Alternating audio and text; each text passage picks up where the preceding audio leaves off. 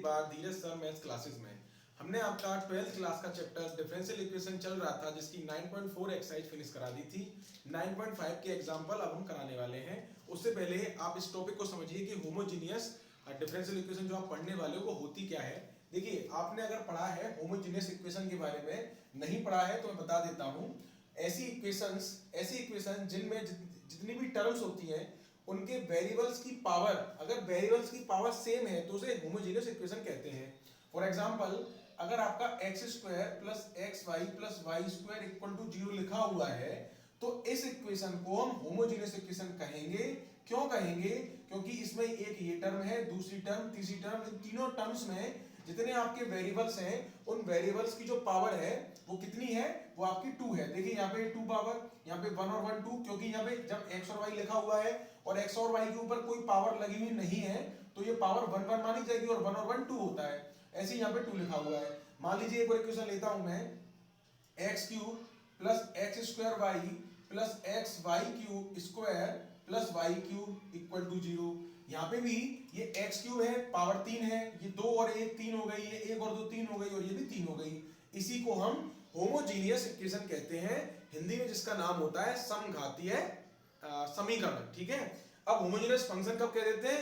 जब ये फंक्शन के रूप में लिखी हो, यानी कि एफ एक्स वाई बराबर अगर x square plus x y plus y square लिखा होगा तो इसको हम कहेंगे होमोजीनियस फंक्शन। क्लियर? अब इसी से रिलेटेड है आपका ये टॉपिक, होमोजीनियस डिफरेंशियल इक्वेशन, यानी समघातीय अवकल समीकरण। तो इसको सॉल्व कैसे करते हैं? देखिए, जब भी आपको होमोजीनियस इक्वेशन मिलेगी तो आप उस इक्वेशन में वेरिएबलों का सेपरेशन नहीं कर पाओगे। डिफरेंशियल इक्वेशन आपको दी जाएगी होमोजेनियस फंक्शन के रूप में तो आप उसका सेपरेशन नहीं कर पाओगे। तो इसकी पहचान भी यही होती है, जब आप सेपरेशन नहीं कर पाओ तो उसके बाद में आप ये चेक करते हैं कि क्या इक्वेशन जो दे रखी है हमें डिफरेंशियल की इक्वेशन वो क्या होमोजेनियस है या नहीं। अगर है तो उसको फिर हम होमोजेनियस डिफरेंशियल इक्वेशन सॉल्व करने का जो मेथड होता है उससे सॉल्व करेंगे, और नहीं है तो उससे नहीं करेंगे, तो उसमें कुछ और मेथड लगाएंगे। तो देखिए, जैसे कि ये फंक्शन है, मैं उसके लिए आपका एक एग्जांपल लेता हूं। उस एग्जांपल से आपको समझाता हूं कि ये इक्वेशन जो है होमोजेनियस होती किस तरीके की है। एग्जांपल 15 जो आपको अपनी स्क्रीन पर दिखाई दे रहा होगा, एग्जांपल 15 जो दे रखा है वो क्या कह रहा है? उसने आपको एक डिफरेंशियल इक्वेशन दी है x minus y dy over dx equal to x plus 2y। अब देखिए, ये इस क्वेश्चन में कह रहा है is homogeneous and solve it. ठीक है, आप कह रहा है सो दैट, आपको ये शो करना है कि एक जो इक्वेशन ये दी हुई है डिफरेंशियल इक्वेशन ये होमोजेनियस इक्वेशन है, और उसके बाद में इसको सॉल्व करना है। सॉल्व करने का मतलब है इसकी जनरल इक्वेशन निकालनी है, आपको इसका जो व्यापक समीकरण है वो निकालना है। तो देखिए, जब भी कोई इक्वेशन अगर डिफरेंशियल होगी तो फिर सॉल्व करने का मेथड क्या है वो भी समझ लीजिए। जब कोई इक्वेशन डिफरेंशियल इक्वेशन होती है तो आप क्या करेंगे, उस इक्वेशन में y equal to bx put करेंगे। y equal to bx put करेंगे यानी कि y को आप एलिमिनेट कर रहे हैं, उसकी जगह पे आप bx पुट कर रहे हैं, तो आपको dy ओवर dx को भी एलिमिनेट करना पड़ेगा।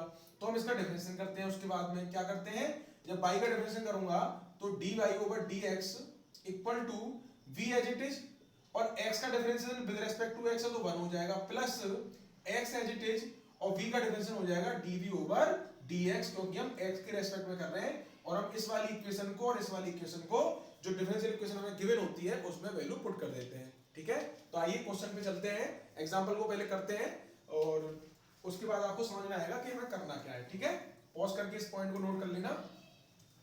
देखिए, सबसे पहले तो आपको चेक करना है कि क्या ये डिफरेंशियल इक्वेशन आपकी होमोजेनियस है, क्योंकि यहां पर आप सेपरेशन नहीं कर पा रहे। अगर आप x को इधर लेके आते हो तो भी dy से अलग नहीं कर पाओगे, dx से मल्टीप्लाई करते हो तो x और 2y दोनों साथ में रह गई, सेपरेशन नहीं हो पा रहा।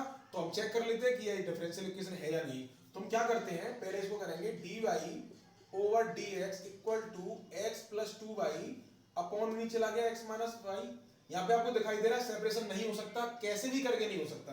तो अब क्या करेंगे, इसमें डिफरेंशियल इक्वेशन को चेक करने के लिए होमोजेनियस है कि नहीं, dy ओवर dx में आप लैम्डा x और लैम्डा y पुट करेंगे। लैम्डा x लैम्डा y मतलब x की जगह पर लैम्डा x और y की जगह पर आप लैम्डा y पुट करेंगे।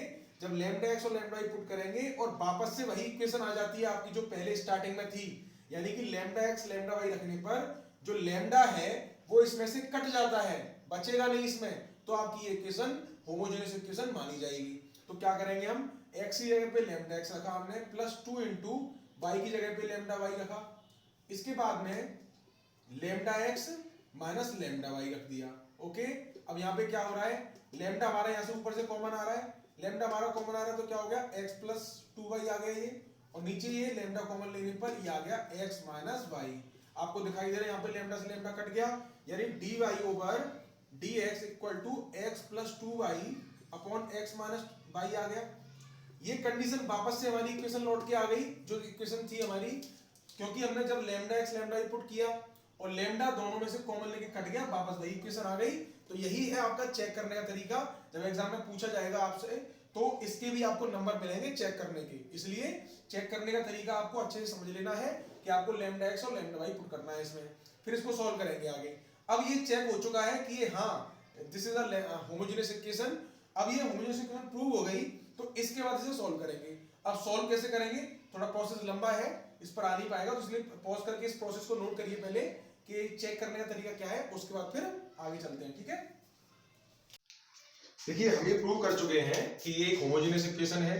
तो होमोजेनियस इक्वेशन के लिए मैंने बताया था, जब होमोजेनियस इक्वेशन प्रूव हो जाती है, यानी समघातीय फलन जब प्रूव हो जाता है, तो हम क्या करते हैं, y इक्वल टू vx मान लेते हैं। तो हमने यहाँ पे क्या किया, y इक्वल टू vx मान लिया, और y इक्वल टू vx जब मान लिया तो उसका डेफिनेशन करेंगे वैल्यू पुट करने के लिए। तो dy over dx equal to x के रेस्पेक्ट में कर रहे हैं, तो यहाँ पे u इंटू v लगेगा, v as it is x का differentiation plus x as it is v का डिफरेंशिएशन, जिससे क्या होगा, ये तो 1 हो जाएगा। तो dy over dx equal to v plus x dv over dx हो जाएगा, क्योंकि x का differentiation with respect to x 1 हो जाएगा, और ये dv ओवर dx आ गया। इस वैल्यू को उठा के हम इस फर्स्ट इक्वेशन में रखेंगे। क्यों रखेंगे, क्योंकि हमें y को एलिमिनेट करना है, हम y की जगह पे vx पुट कर रहे हैं, तो dy ओवर dx भी हमारा अलग होना चाहिए, हटना चाहिए यहाँ से।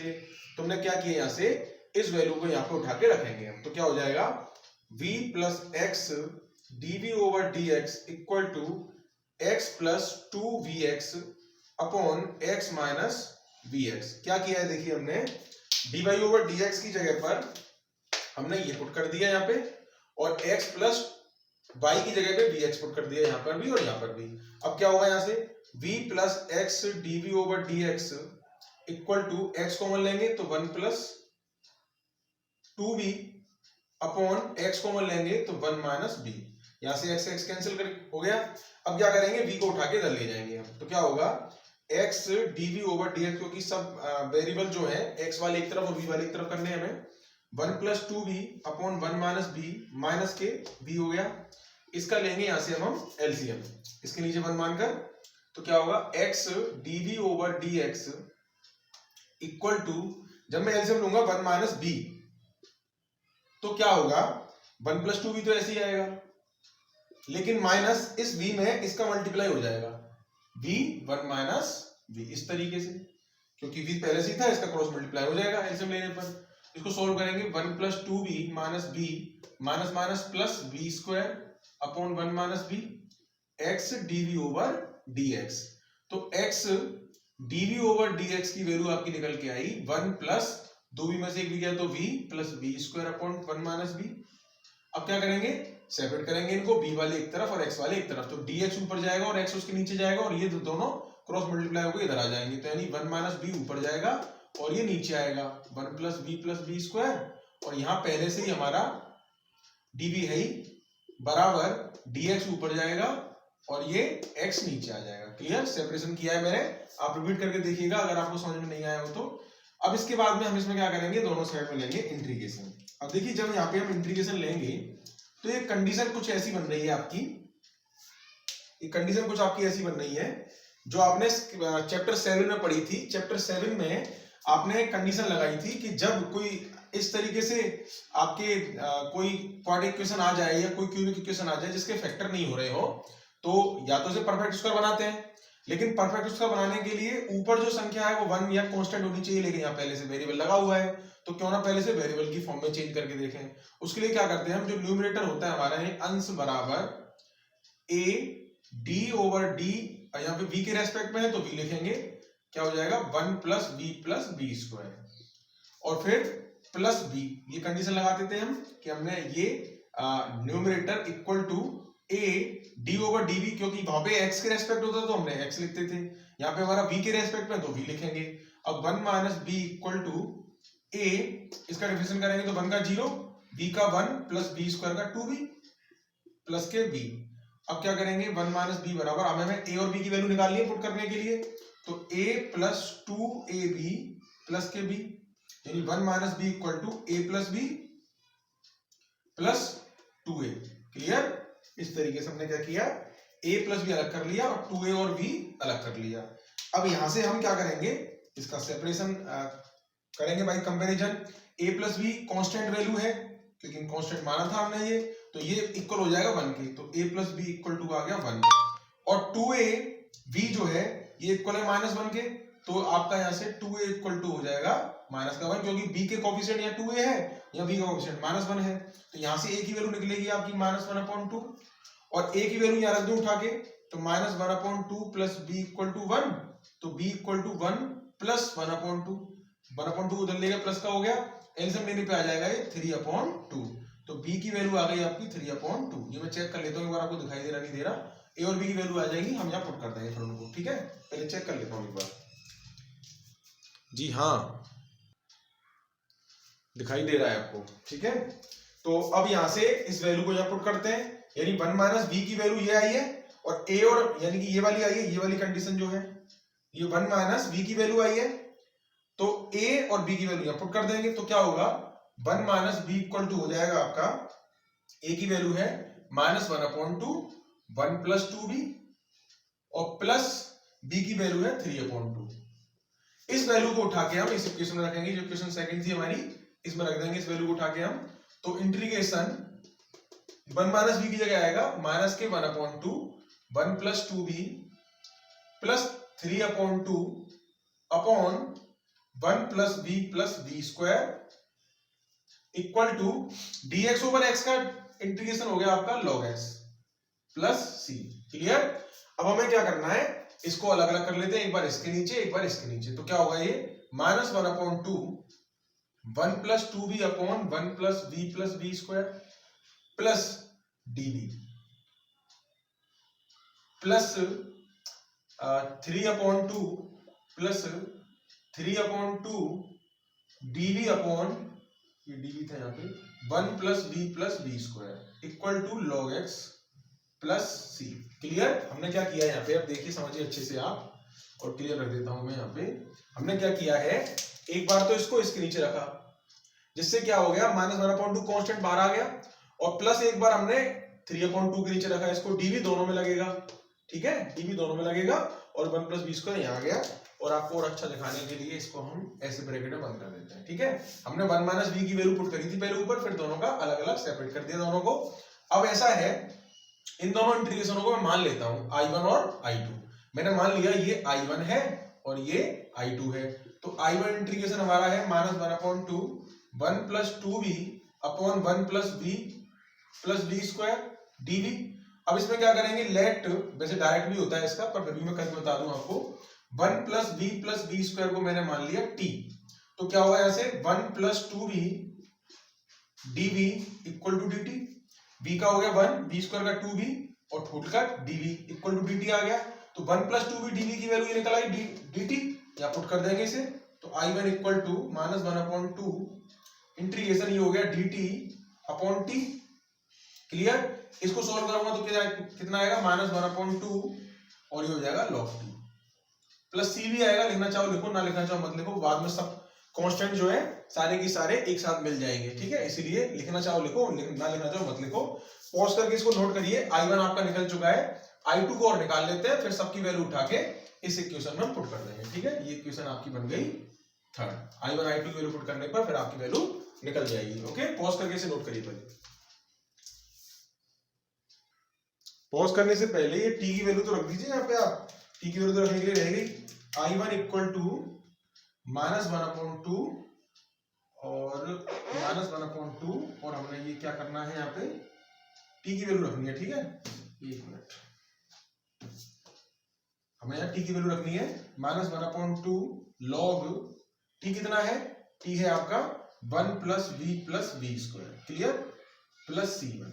ये वाली I1 की जो वैल्यू निकली है, ये वैल्यू हमने वापस से जो टी में फॉर्म था हमारा, टी फॉर्म हमने चेंज करके वापस से 1 + v की फॉर्म में ले आए। इस वैल्यू को पुट करेंगे हम बाद में थर्ड इक्वेशन में I1 और I2 की।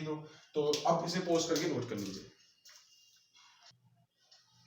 देखिए जो जो हमने फाइंड किया था वो हमने यहाँ पे लिख लिया है। यहाँ पे I2 3/2 dv/1 + v², ये सेकंड हमारा I2 था। फर्स्ट हमने निकाला था वो हमने यहाँ पे लिख लिया है, और हमारी ये वाली थर्ड इक्वेशन थी जिसमें हमें वैल्यू पुट करनी है बाद में, ठीक है। तो इसको कैसे सोल्व करेंगे, यहाँ पे भी क्या हो रहा है, नीचे परफेक्ट स्क्वायर नहीं बनना। जब ये कंडीशन परफेक्ट स्क्वायर नहीं दे रही है आपको, तो आप क्या करेंगे, इसे परफेक्ट स्क्वायर बनाएंगे, ठीक है। या तो इसके फैक्टर हो रहे थे, फैक्टर भी नहीं हो रहे, वरना पार्शियल फ्रैक्शन लगा देते हैं हम इसमें। तो परफेक्ट स्क्वायर बनाने का तरीका क्या होता है, आपको ये पहले बताया गया है क्लास में कि जब भी आपकी कोई ऐसी कंडीशन है जिसका परफेक्ट स्क्वायर नहीं हो रहा है, तो आप क्या करेंगे, उस कंडीशन में जो आपकी पावर वाली टर्म नहीं है, जैसे v यहाँ पावर वाली टर्म नहीं है, इसमें स्क्वायर नहीं हो रहा, तो इसमें इसके कोफिशिएंट में 2 का डिवाइड करेंगे आप। इसका कोफिशिएंट यहाँ पे कितना है 1, इसका गुणांक 1 है क्योंकि इसमें कुछ नहीं है। अब कोफिशिएंट 1 है तो उसमें 2 का डिवाइड करने पर क्या आएगा 1/2। तो क्या करेंगे हम इसमें 1/2 को का स्क्वायर ऐड करेंगे और माइनस करेंगे, तो क्या हो जाएगा ये 3/2 dv/1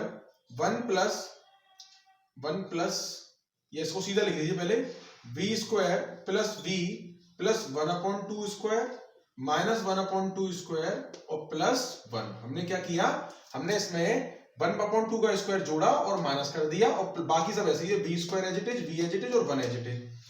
ऐसा करने का मैं फिर बता रहा हूं आपको, जब भी आपका कोई ऐसा वेरिएबल है जिसपे पावर नहीं लगी हुई है और ये v² की फॉर्म में है, तो उसमें क्या करेंगे आप, उसके कोफिशिएंट में 2 का डिवाइड करेंगे।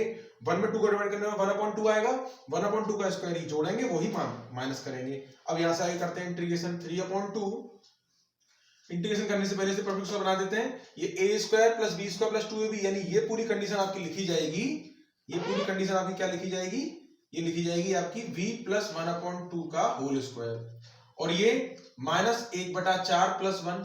अब देखिए यहाँ पे क्या होगा, जब मैं इसको सॉल्व करूंगा, 4 एकम 4 में से 1 गया 3/4, और वो भी बड़ी संख्या प्लस किया तो प्लस का 3/4 आएगा। तो इसको लिखेंगे हम I2 = 3/2 dv/v + 1/2 का होल स्क्वायर प्लस 3/4, इतना लिखेंगे इसको हम। इसके बाद में क्या करेंगे, हम इसको फिर से चेंज करेंगे थोड़ा सा, 3/2 dv/v + 1/2 का होल स्क्वायर, और ये आ जाएगा प्लस √3/2 का होल स्क्वायर, क्योंकि 3 √3 का स्क्वायर होता है और 4 2 का स्क्वायर होता है।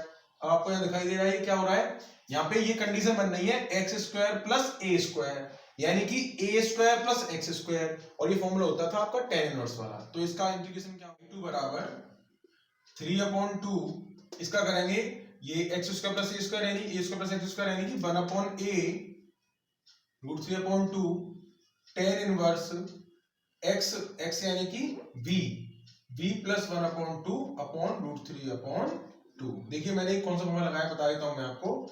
ये फॉर्मूला लगाया मैंने, integration of a² + x² dx = 1/a tan inverse x/a, ये फॉर्मूला लगाया मैंने इसमें, ठीक है। इसी फॉर्मूले को फॉलो कर रहा हूं मैं। ये a² + x² है तो x/a और 1/a आ गया, 2 से 2 कट गया और √3 से √3 टाइम्स कट गया, तो क्या आया √3 और √3, ये हो जाएगा tan इनवर्स। यहाँ पे देखिए एलसीएम लूंगा 2b + 1 अपॉन जो 2 आएगा उस 2 से 2 कट जाएगा, तो केवल √3 बचेगा अंदर, क्लियर। ये आ गई आपकी I2 की वैल्यू।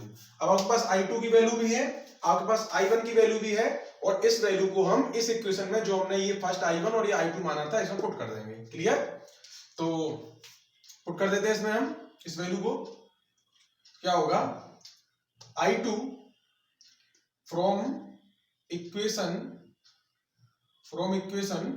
थर्ड इक्वेशन है, I1 की वैल्यू थी हमारी -1/2 log 1 + v + v² plus C1 को छोड़िए, कांस्टेंट है, कहीं भी लिखिए उसे, बाद में जुड़ जाएंगे वो, ठीक है।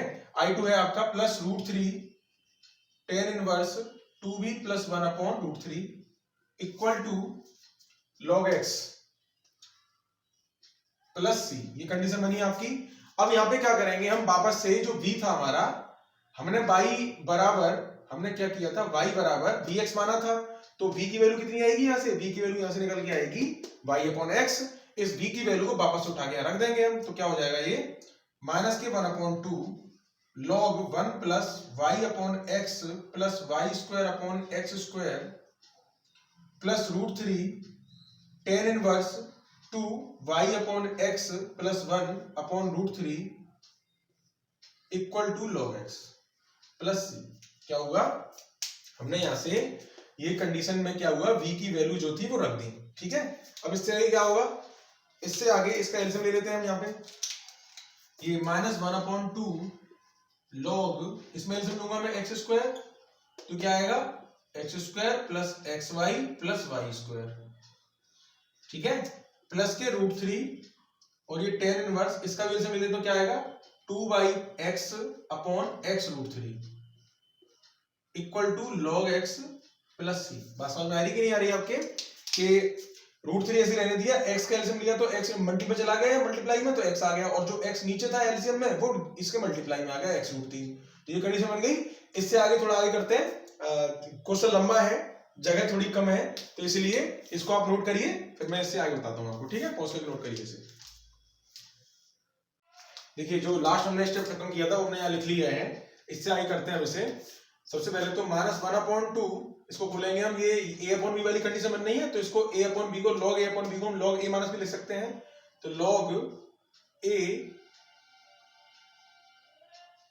माइनस log b इस तरीके से लिख दिया हमने इसे। प्लस में आपका root 3 tan inverse 2y plus x upon x root 3 भी लिखा हुआ है, इक्वल टू में log x है, क्लियर, प्लस c। अब यहां से मैं इसका ब्रैकेट खोलूंगा तो minus 1 upon 2 log x square plus x y plus y square, ये अलग हो जाएगा, और माइनस माइनस प्लस 1 अपॉन 2, देखिए पावर को आगे ले आऊं, 1 अपॉन 2 तो मल्टीप्लाई किया, ये 1 अपॉन 2 आ गया, इस पावर को आगे ले आऊं तो ये 2 हो जाएगा, log x plus root 3 tan inverse 2y plus x upon x root 3, clear, equal to log x plus c। अब देखिए 2 से 2 कैंसिल हो गया। अब यहां पर ये log x प्लस का है, ये भी log x प्लस का है, इसको उधर लेके जाऊंगा माइनस का हो जाएगा, तो ये स्टेप से ये दोनों कैंसिल हो जाएंगे आपस में। बचेगा क्या, ये इसको भी उठा के उधर ले जाता हूं, तो यहां पे ये बचेगा root 3 tan inverse 2y plus x upon x root 3 equal to, इसको उठा के उधर ले गया तो 1 upon 2 log x plus x y plus x y square,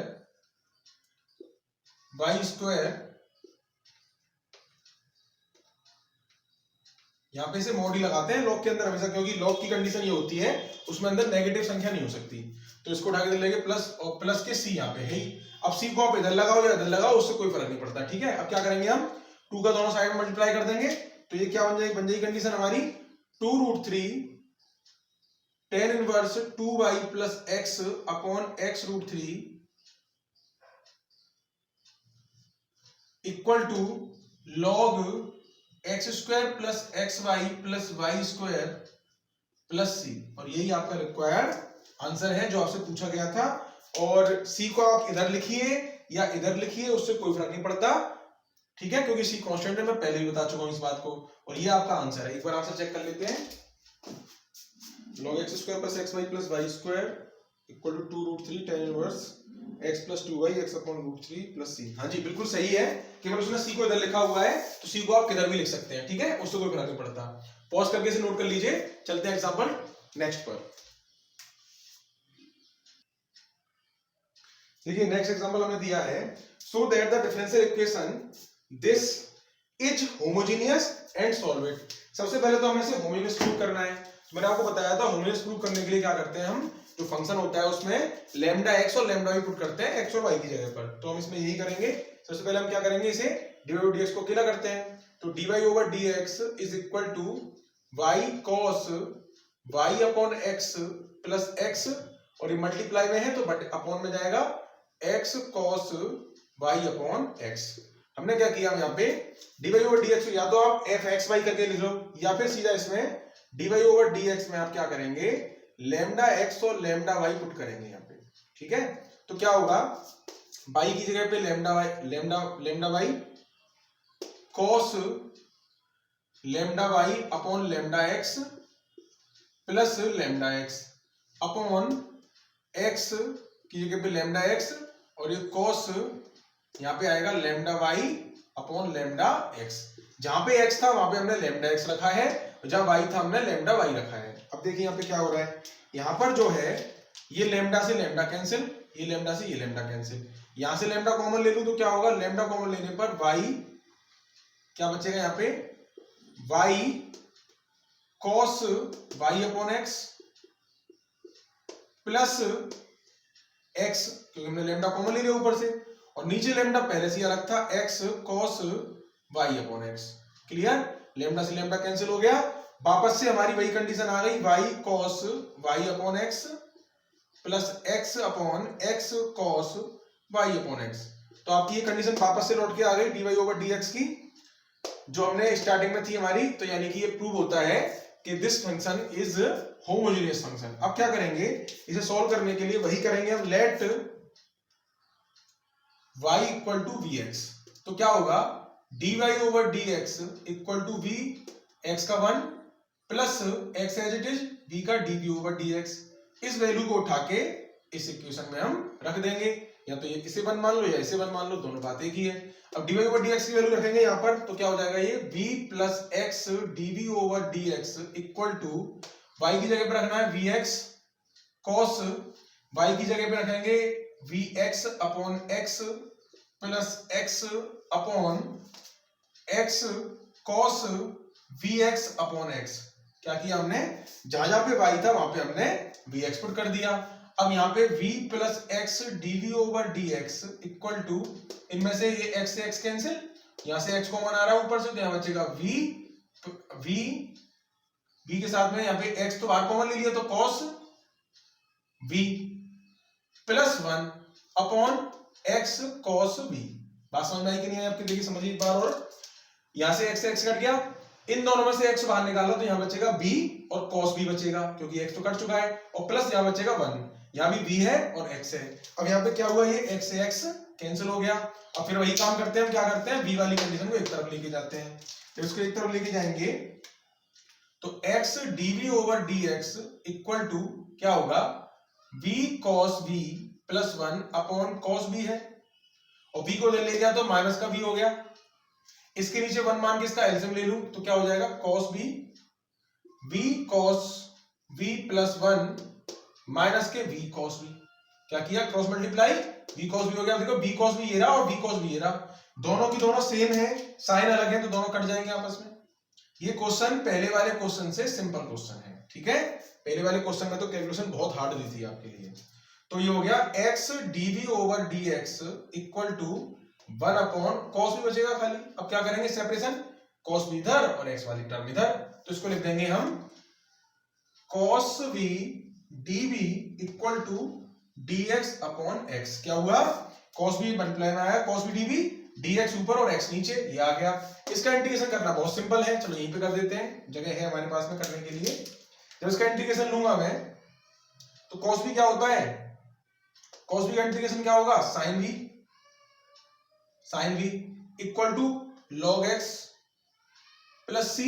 अब हमें v की वैल्यू रखनी है, sin v की वैल्यू क्या थी, हमने y इक्वल टू vx माना था, यहाँ पे ये y इक्वल टू vx माना था, तो यहाँ से v की वैल्यू क्या निकलेगी, y अपॉन x। तो इस वैल्यू पुट कर देंगे यहाँ पे, sin y upon x equal to log x plus c, और यही आपका रिक्वायर्ड आंसर है जो आपसे पूछा गया था। क्लियर, ये क्वेश्चन सिंपल था आपका। फर्स्ट जो एग्जांपल दिया था उसने वो नहीं देना चाहिए था, एनसीईआरटी के हिसाब से बहुत टफ दे रखा था स्टार्टिंग में ही, और क्योंकि लेंथी कैलकुलेशन थी उसमें।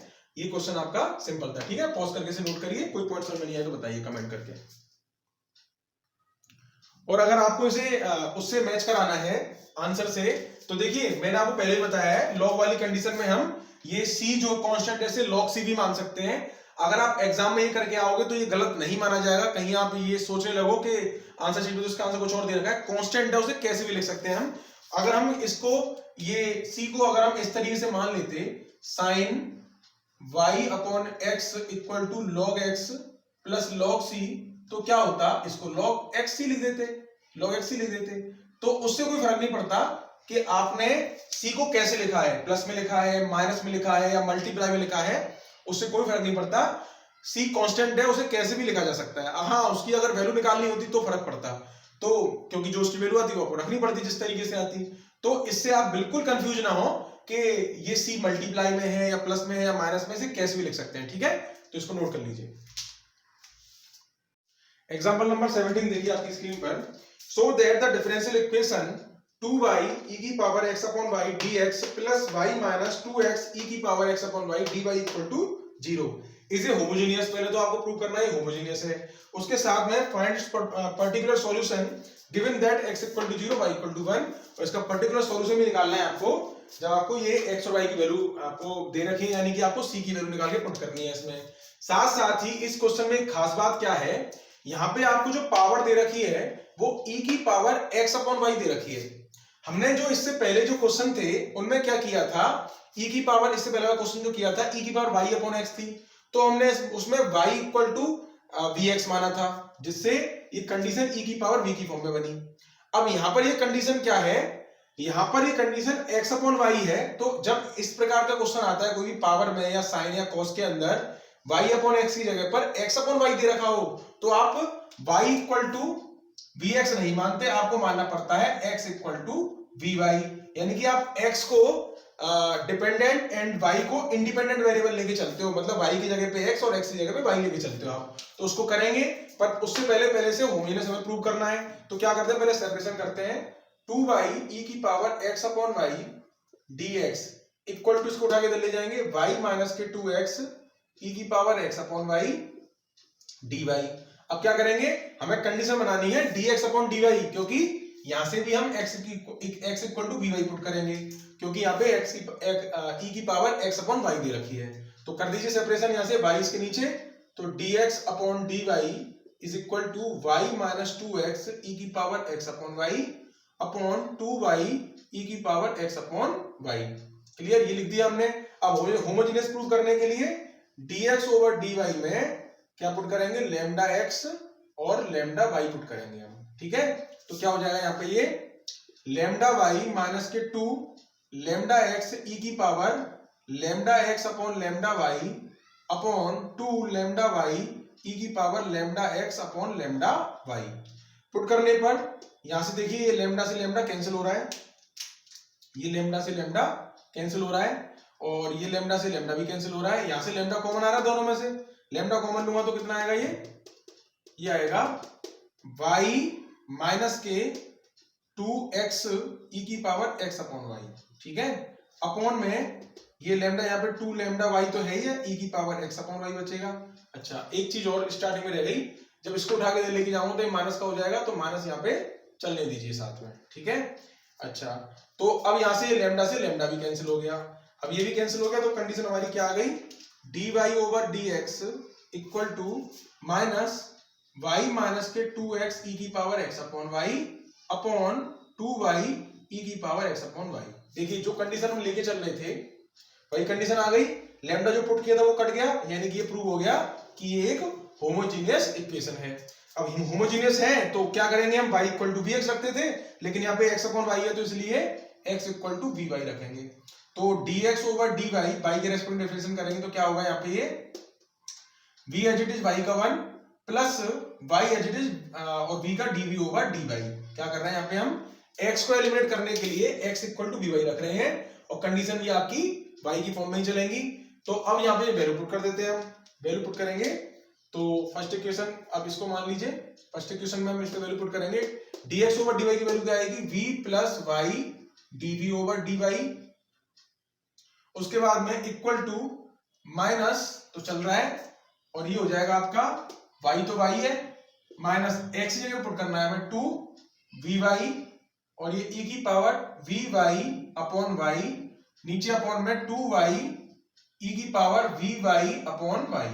तो देखिए y से y कैंसिल हो गए यहाँ पे ये, और आपकी कंडीशन बन गई माइनस के y माइनस 2vy और ये e की power v upon 2y e की पावर v। देखिए y ऊपर से अगर मैं कॉमन ले लूं तो ये y आपस में कट जाएगा, कॉमन लेकर तो ये y कट जाएगा। अब यहाँ पे आया v plus y dy over dy। अब v को उठा के इधर ले जाएंगे हम, जब v को इधर ले जाएंगे तो क्या होगा y dv over dy equal to minus 1 minus 2v e की पावर v अपॉन 2 e की पावर v, माइनस का v हो जाएगा ये, इसका ऐसे ले लूं 1 मानकर तो क्या होगा 2 e की पावर v और ये 1 माइनस 2v e की पावर v और अच्छा ये माइनस भी तो है यहाँ पे, साथ में माइनस का मल्टीप्लाई कर देंगे ऊपर, ठीक है, माइनस का मल्टीप्लाई इसमें कर देंगे तो हम क्या हो जाएगा ये माइनस 1 हो जाएगा और ये प्लस का हो जाएगा 2v, क्योंकि माइनस बाहर चल रहा था ना ये, तब से माइनस जो है बाहर चल रहा है। अब ये माइनस का v भी आ गया, अब मैं एलसीएम ले रहा हूँ दोनों का, तो ये माइनस का तो या तो माइनस को बाहर कॉमन निकाल लूं मैं, कॉमन निकालने पर दोनों प्लस प्लस के हो जाएंगे, या माइनस का मल्टीप्लाई कर लूं, चलो माइनस कॉमन ही निकाल लेते हैं तो ज्यादा अच्छा लगेगा। दोनों में से मैंने माइनस कॉमन निकाल लिया तो दोनों संख्या प्लस की हो गई, ये भी प्लस की हो गई, ये भी प्लस की हो गई, 1 माइनस 2 भी आएगा और प्लस ये v e की पावर v और v आ जाएगा। बात समझ में आई कि नहीं आई? देखो समझो दोबारा से, 2ev का मैंने एलसीएम ले लिया, 1 माइनस 2v e की पावर v है ये, और माइनस कॉमन लेने पर ये प्लस का हो गया 2e की पावर v। अब ये दोनों बिल्कुल एक जैसे हो गए, 2ev और 2vev दोनों सेम है तो ये कट गए, क्या बचेगा आपका केवल माइनस 1 अपॉन 2 e की पावर v और ये y dv ओवर dy, ठीक है। इससे आगे करेंगे इसका इंटीग्रेशन, उससे पहले आप इसे पॉज करके नोट करिए क्योंकि इंटीग्रेशन करने की जगह नहीं है हमारे पास में भी, तो थोड़ा सा ये छोटा सा ये क्वेश्चन भी, तो इसको सॉल्व करेंगे, पहले आप नोट कर लीजिए पॉज करके इसे। देखिए जो लास्ट में वैल्यू आई थी वो हमने लिख ली है यहाँ पे, अब इसे सेपरेट करके सॉल्व कर देते हैं। यहाँ से इसे सेपरेट करेंगे हम तो dv 2ev इधर आ जाएगा इक्वल टू dy ऊपर अपॉन में y नीचे, इसका दोनों तरफ में इंटीग्रेशन ले लेते हैं, एक इधर और एक इधर, तो 2 e की पावर v का तो e की पावर v रहेगा इक्वल टू हो जाएगा माइनस के log x और प्लस c, ठीक है। अब यहाँ पे हम log c भी लिख सकते हैं, उससे कोई फर्क नहीं पड़ेगा। 2 e की पावर v को हमने क्या माना था, हमने v बराबर माना था हमने x बराबर माना था vy, तो यहाँ से v की वैल्यू निकलेगी x अपॉन y, तो उस वैल्यू में पुट कर देते हैं, v की वैल्यू हो जाएगी x upon y equal to minus के log x plus c। Answer check कर लेते हैं एक बार कितना आ रहा है, x नहीं है यहाँ पे y आएगा, y में इंटीग्रेशन कर रहे हैं तो y तो आएगा, इसको उठा के जब भी लेके आ सकते हैं, चेक कर लेते हैं कितना दे रखा है आंसर, उस हिसाब से कर देंगे।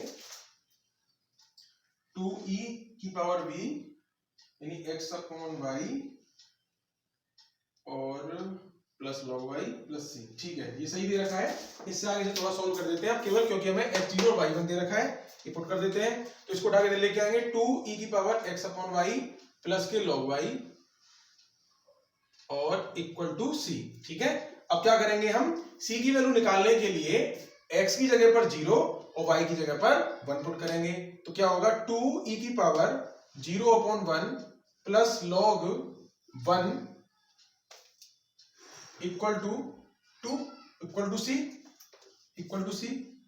तो 2e की पावर 0 है तो किसी की पावर 0, देखिए 0 1 का डिवाइड करूंगा 0 आएगा, और किसी की पावर 0 होती है तो उसका मान आता है 1, प्लस log 1 का मान 0 होता है इक्वल टू c, तो c का मान आपका 2 आ गया, ऐसे निकल के 2 बन जाए 2, c के मान को यहाँ उठा के रख देंगे हम, तो क्या आ जाएगा 2e की power x upon y plus log y equal to 2, यही आपका रिक्वायर्ड आंसर था जो आपसे पूछा गया था, ठीक है। एग्जांपल नंबर 17 भी सिंपल था, फर्स्ट के मुकाबले तो सिंपल ही था, केवल यहाँ पे x0 और y1 पुट करना था हमें c की वैल्यू निकालने के लिए, ठीक है। इसको पॉज करके नोट करिए, नेक्स्ट एग्जांपल करते हैं फिर। एग्जांपल 18 देखिए आप आपकी स्क्रीन पर, so that the family of curves for which the slope of the tangent, देखिए स्लोप ऑफ द टेंजेंट आप जानते हो dy ओवर dx होता है, वो कह रहा है slope of the tangent at any point x, y on it is x² + y² upon 2xy, ये कह रहा है स्लोप जो है वो x² + y² अपॉन 2xy के इक्वल है, और आपको प्रूव करने के लिए कह रहा है कि इक्वेशन जो है x² - y² equal to cx होगी, ये आपको प्रूव करना है, ठीक है। तो इसको सॉल्व करते चलिए आगे, इसने होमोजेनियस प्रूव करने के लिए कहा नहीं है, लेकिन हमें दिखाई दे रहा है कि फंक्शन होमोजेनियस है, हम डायरेक्ट करते हैं इसे, और आप करना चाहो तो कर सकते हो λx और λy रखकर इसकी वैल्यू, ठीक है। तो क्या करेंगे हम, y इक्वल टू पहले vx मानेंगे, तो dy over dx equal to v x का 1 plus x d v over dx। v as it is x का 1 plus x as it is v का कर दिया dv ओवर dx। इन दोनों वैल्यूज को उठा के यहाँ रख देते हैं, तो v plus x dv over dx equal to x square plus y की वैल्यू है vx, तो v स्क्वायर x स्क्वायर हो जाएगा क्योंकि y का स्क्वायर है। नीचे 2 इंटू एक्स इंटू वाई की जगह है vx। इसको क्या करेंगे अब, v plus x dv over dx equal to x square common लिया हमने तो 1 प्लस बी स्क्वायर आ गया। नीचे 2x square, x into x square हो गया, इंटू में भी है ही, एक्स स्क्वायर से एक्स स्क्वायर कैंसिल। तो क्या होगा, v plus x dv over dx equal to 1 plus b square upon 2 भी बचेगा। इस v को उठा के ले जाइए, v को हमेशा लेके जाते हैं ताकि आपकी कुछ कैलकुलेशन सिंपल हो जाए। तो x dv over dx equal to 1 plus b square upon 2 भी तो था ही, मैं v को उधर ले गया, माइनस b हो गया, इसके नीचे 1 मान लिया मैंने। अब इसका ले लेंगे एलसीएम, 2b तो 1 प्लस बी स्क्वायर, 2b का जब मल्टीप्लाई किया तो कितना आया, माइनस के 2b स्क्वायर, और x dv over dx। Clear, यहाँ तक क्लियर होगा। अब इसके बाद में क्या करेंगे हम, या माइनस करेंगे इसे, देखिए ये आ गया x dv over dx equal to 1 b square में से 2b स्क्वायर गया तो माइनस के b स्क्वायर बचेंगे अपॉन में 2b। अब करते हैं वेरिएबल्स का सेपरेशन, b वाले एक तरफ और x वाले एक तरफ, 2b ऊपर जाएगा अपॉन 1 माइनस बी स्क्वायर नीचे आएगा, इक्वल टू dx ऊपर जाएगा और x नीचे आएगा इसके। अब क्या करते हैं, अगर मैं इसको 1 माइनस बी स्क्वायर को मैं t मानता हूं तो माइनस के 2 भी आएगा, तो मैं क्या करूंगा, इस 1 माइनस बी स्क्वायर में से माइनस का दोनों तरफ में गुणा कर देता हूं ताकि ये पॉजिटिव हो जाए। B square minus 1 equal to minus dx upon x, इतना आ गया, और ये इधर दोनों तरफ में ले लेते हैं अब इंटीग्रेशन। क्लियर। अब क्या हुआ देखिए, इसको मैंने मान लिया let v square minus 1 equal to t, तो 2v dv बराबर dt हो जाएगा। यहाँ पे हम ये dv लिखना भूल गए, ये dv भी चार चल ही रहा है, ठीक है, साथ में dv तो था, ये ऊपर गया नीचे आया, dv था। अब 2v dv की वैल्यू dt आई, इसको रख दिया हमने dt, और नीचे v स्क्वायर माइनस 1 को माना था हमने t equal to minus log x हो जाएगा, और प्लस इसको लिख सकता हूं मैं log c। कोई दिक्कत नहीं, क्योंकि सब कंडीशन log में आ रही, तो मैंने क्यों ना इसको log में रख देता हूं ताकि log वाली कंडीशन आसानी से हट जाएगी। 1 अपॉन t हो गया आपका log t equal to log x plus log c। अब चूंकि ये माइनस में इसको इधर लेके आऊं तो प्लस का हो जाएगा, तो और t की वैल्यू क्या थी, v स्क्वायर माइनस 1, तो log v स्क्वायर माइनस 1 रख दिया, और प्लस log x को उठा के लेके आया बराबर log c हो गया। क्लियर, आई होप यहां तक आपकी समझ में आया होगा। ये log x को उठा के मैं इधर ले आया हूं, प्लस का हो गया, और प्लस की कंडीशन मल्टीप्लाई में जाती है, आप जानते हो, तो इसको लिख देते हैं log v square minus 1 into x equal to log c। अब log से log हट जाएगा, यानी एंटी log लेने पर v square minus 1 x equal to c आ गया। अब v की वैल्यू कितनी मानी थी हमने y इक्वल टू vx माना था, तो यहां से v इक्वल टू हो जाएगा y अपॉन x, इस वैल्यू को यहां पुट कर देते हैं, तो y square upon x square minus 1 x equal to c। y की जगह y अपॉन x रखूंगा v की जगह पे, तो स्क्वायर है तो स्क्वायर लग गया, यहां ले लिया मैंने एलसीएम, तो x square y square minus x square into x equal to c। Clear. अब देखिए x स्क्वायर मल्टीप्लाई में चला गया, अब एक x से एक x कट गया, तो y square minus x square upon x equal to c आएगा। इस x को क्रॉस मल्टीप्लाई में भेज दूं तो y square minus x square equal to cx। यही आपका रिक्वायर्ड आंसर है जो आपसे पूछा गया था, हेंस प्रूव्ड। क्लियर। देखिए थोड़ी सी लेंथी और थोड़ी सी टफ एक्सरसाइज आपको इसलिए लग रही होगी ये, देखिए लेंथी तो है, इसमें तो कोई शक नहीं है, लेकिन टफ नहीं है उतनी जितनी आप समझ रहे हैं। इसको जो है आपको कैलकुलेशन में फोकस करना है सबसे ज्यादा, कि कैलकुलेशन किस तरीके से करनी है। कंडीशन वही है, y इक्वल टू 90% क्वेश्चंस में हम vx ही मानेंगे, वो रेयर केसेस हैं जिसमें आपको y अपॉन x की जगह पे x अपॉन y वाली कंडीशन कहीं पर आ जाए तो आप x इक्वल टू vy मानेंगे। ठीक है, आपके एग्जाम्पल फिनिश हो चुके हैं, अब मिलेंगे आपसे नेक्स्ट वीडियो में आपकी एक्सरसाइज के साथ में।